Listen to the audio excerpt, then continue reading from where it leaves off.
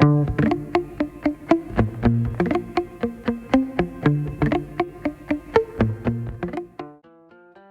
start off with, we're going to go ahead and get our sauce started. This is going to be the base for this recipe. I will not be using all of what you see here. More than half of it is going to go into the freezer for future meals like chili that we need extra spice. So I'm going to put 2 cans of Chipotle peppers. I'm going to put a can of tomato paste, and I wish I had thought about it while I was doing this to just use that little scraper that I'm using for the tomato paste for everything else instead of banging it on the side like a crazy person.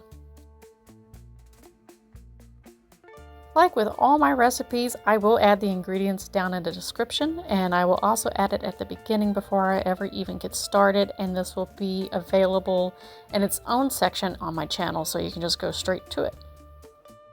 You don't have to use the food processor for this. You can use like a hand blender if you just have a hand blender. I just like to use this because for me it's a lot more simple. That's probably not a word, but we're going to go with it. Here's the part where I'm going to separate it out, and then I'm going to add in some diced tomatoes in with this mixture. You did see me put in a habanero earlier. That's just to raise the heat level just a smidge. But like I said before, we're not going to use all this sauce on this recipe because that'd just be way too much. But we are going to add that can of diced tomatoes and then re-blend it and throw it into the mixture. And I will show you that here in a moment.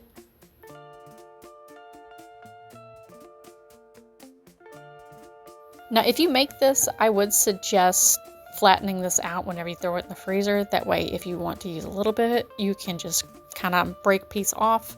Or if you want to use all of it, that's cool too. But flattening it saves freezer space, and we need the freezer space. You're just going to use a can of diced tomatoes. I'm using store brand tomatoes. You don't have to use store brand tomatoes, but that's just how I roll. And you're just going to plop that in there with the remaining mixture and blend it up until it's nice and smooth.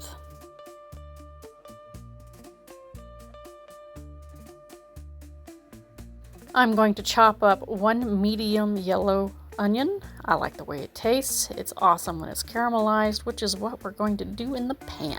I'm going to make it nice and yummy and get all those sugars working for us. All the peels and gunk that you see me peeling away is going to go into my compost and feed my worms for later, where we can get more onions and more of a harvest later from our other vegetables. Now, I probably dice wrong. I really don't care. This is the way I do it, and I haven't cut myself yet, so I apologize if it offends your senses. Just watch out for your fingers whenever you do chop an onion. Just saying. Scooching all that out of the way, I am going to go ahead and chop up my peppers. And I'm going to use my habanero, and I'm going to use a couple of jalapenos that I picked from my garden just that morning. If you have a skin sensitivity issue, I would suggest wearing gloves. That way the oil from the peppers doesn't burn your skin.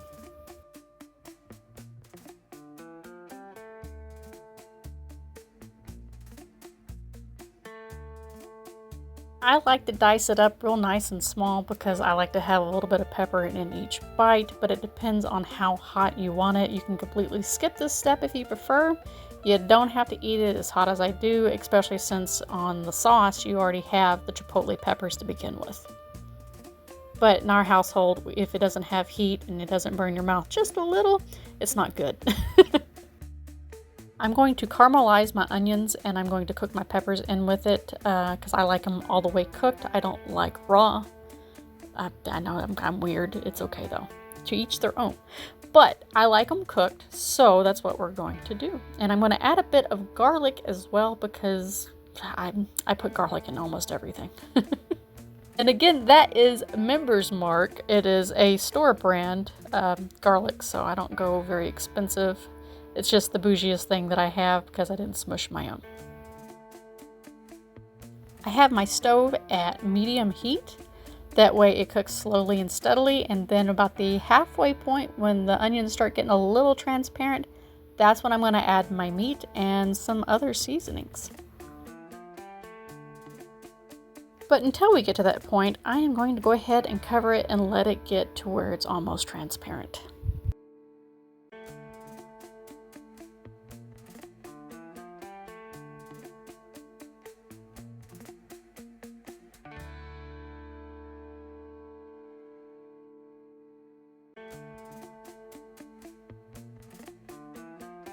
And for this recipe, I'm just using a pound of meat, and it's just a leftover from another meal that we'd made earlier that week. Because I don't like to waste it, I just cut it in half and threw the other half back in the freezer. Now I'm going to put my taco seasoning on there. I like it a little spicy, and I like to have that flavor that I think it's cumin that gives it the actual tang. And then I'll also add a splash of lemon because I think it kind of marries all the flavors together. You see Boney Maloney in the background there. That's my 17-year-old cat. She's old, so please forgive her appearance. I'm going to go ahead and speed up this portion of the video because y'all are going to get awfully tired of watching me stir this up. But you have to mix it up really good to get all the flavors kind of combined.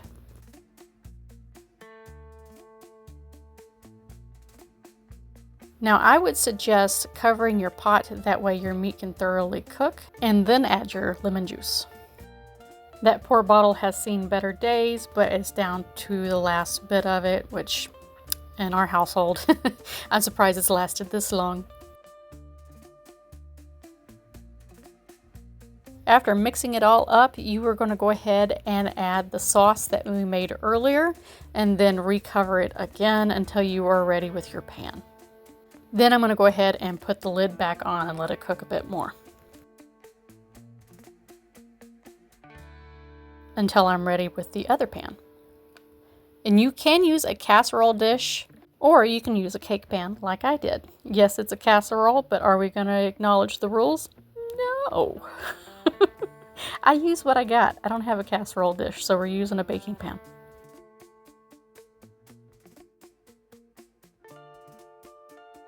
I'm going to treat this kind of like a lasagna.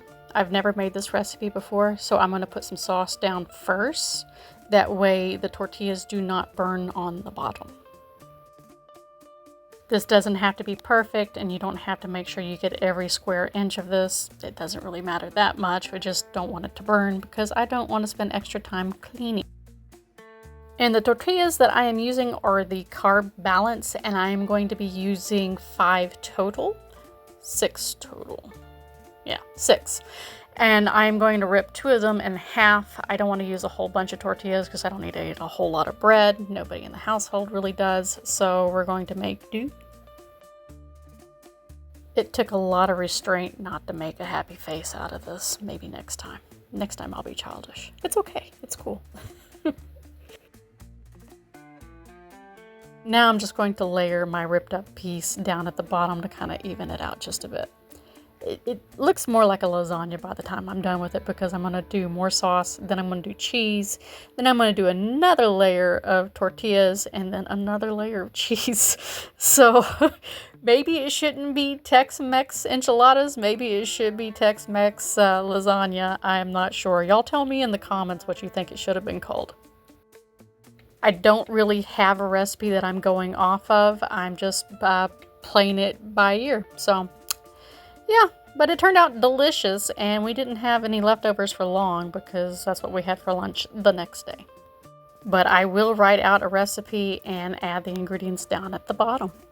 That way you all can try this out for yourself.